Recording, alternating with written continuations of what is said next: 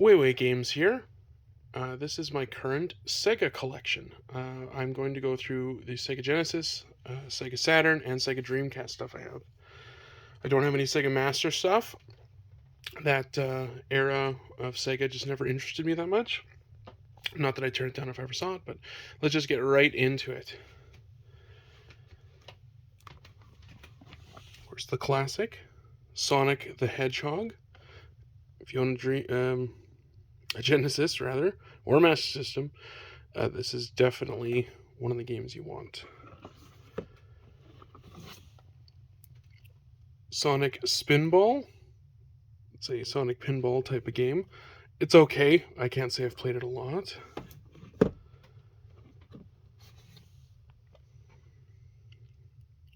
Echo the Dolphin. Pretty interesting swimming controls in that one. I'll go to the loose carts. My personal favorite of the Sonic franchise, Sonic the Hedgehog 2. I remember playing this at my cousin's house, all the way to Edmonton. I'm in Ontario, and falling in love with this game way over there when I was a kid. Same with Street Fighter 2, which I don't have. I plan on getting it eventually.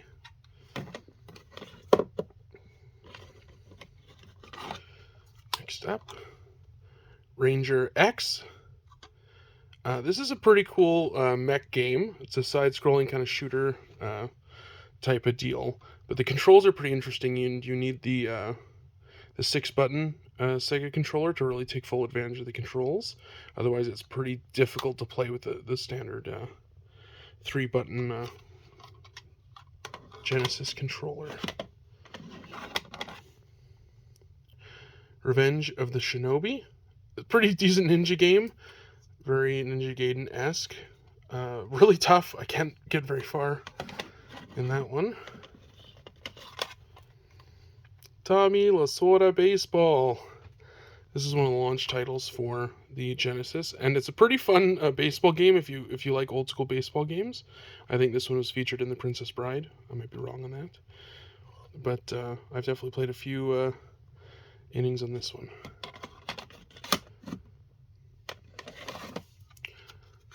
Biohazard Battle.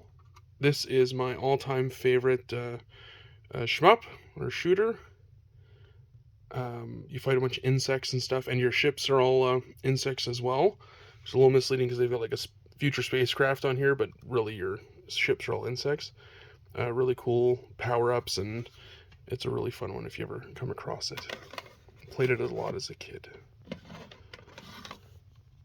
Sonic 3D Blast. The 3D in quotes, I would say. It plays okay.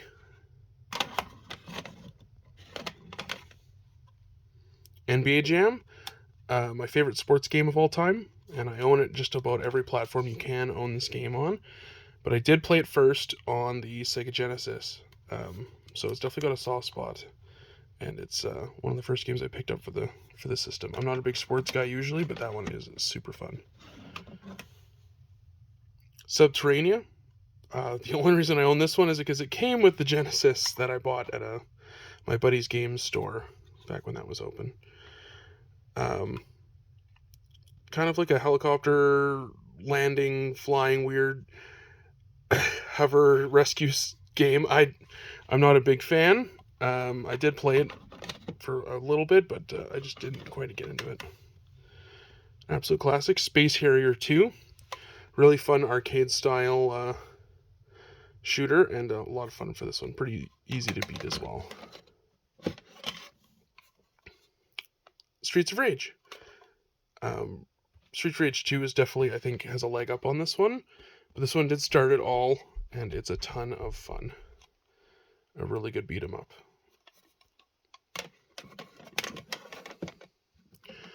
And finally, for the Genesis, Ghouls and Ghosts. I'm never going to beat this. Same with Super Ghouls and Ghosts, or the original. These games are way too tough. They're fun to give it some tries, but I could just never beat these, and I never will. I just don't have the skill or the time to dedicate to getting better at it. So that's it for my Sega Genesis stuff. Fix these on the shelf. I definitely played it more as a kid at like friends' houses. I didn't have one as a kid. This is the first console I played Mortal Kombat on. I think Mortal Kombat 2, which was super cool when you're young. You know, it was like the taboo game, right? So I definitely have memories of the Genesis as a kid, but more visiting friends' houses than playing them myself at my house. All right, next we'll move on to my small Japanese Sega Saturn collection here. The whole reason I wanted a Sega Saturn was for this game right here, The House of the Dead. This game doesn't need much of an introduction. If you grew up in the 90s, early 2000s era, I guarantee you've played this in an arcade before. It's so classic. This port is the only affordable way to buy this one, I would say. The North American release of House of the Dead is like well over $500 or $600, and it's not that good. It's a pretty weak port, but it's the only way you can play this game at home, not including the new Switch remake. This is still definitely the way to play with the light guns. And I've got two of those just for this game. That's the whole reason I wanted a Sega Saturn. And the Japanese version's, I think, $60-ish. And it's green blood instead of red blood, but it doesn't matter. It's such a fun time. Definitely the reason I got the console there. These don't hurt either. Virtua Cop 1 and Virtua Cop 2. Two arcade classics. I love the light gun games, and I'm planning on doing a video on all my light gun stuff. But these games are fantastic. Lots of fun. Virtua Fighter 2, another arcade classic. Plays pretty well. Definitely dated nowadays, but this one came with the Saturn that I bought off somebody on a Facebook group. And then I've definitely never played this one, but it came with it as well. Greatest 9 baseball. I'm sure it's fine. I'm sure it's a fine baseball game. That's it for my Sega Saturn stuff. And anybody who collects Saturn or has looked at collecting Saturn knows how ludicrously expensive that system is right now. So Japanese is definitely the only way I'm going to be playing these games. Right, on to Dreamcast. One of my childhood favorites, Sega Bass Fishing. A ludicrously fun arcade fishing game. Even better if you have the Dreamcast fishing controller. I do not. It's on my wish list just for this game. I could just pick this up and play it anytime. I love it. Next up, Resident Evil 3 Nemesis. It's Resident Evil 3. It's fantastic. It's great on the Dreamcast as well. Pretty sure you can skip door loading animations in this one. It's complete except for some reason the spine was missing when I bought it. I got it for $30 when a pawn shop I like here went out of business and they're selling everything for half off. Yeah, I love Resident Evil. I've got all of them. This is just my Dreamcast copy of Resident Evil 3.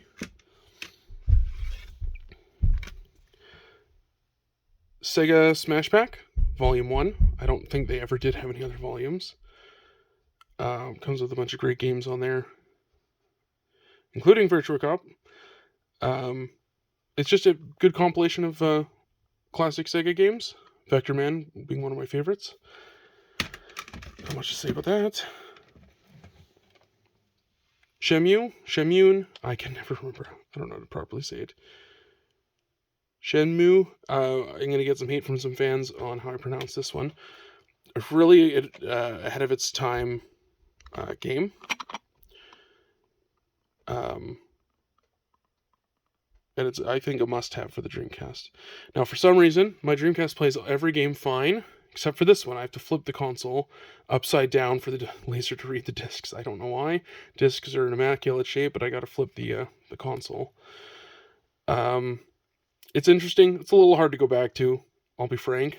But they did some crazy ahead of the time stuff in this game. Very immersive.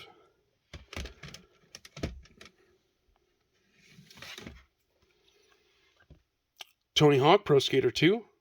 There's not much to say on this that you don't already know, probably. The greatest skateboarding game of all time, I would say. And I'm a big fan of Tony Hawk's Underground games as well. But this one really threw the series into the legendary status. And it's, again, a game I could just pick up and play anytime, collect some VHSs, do some tricks, get some points. It's just amazing. One of my favorite games on the system, and I'm so happy I have it, Zombie Revenge. Yes, it looks cheesy as all hell, and it is. It's an arcade beat 'em up where you fight zombies, monsters, and all sorts of stuff. You can use handguns, fists, weapons you pick up.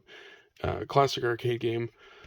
And I believe it is a part of the House of the Dead series of games. I'm pretty sure they're connected, or maybe the same people. I can't remember what it was.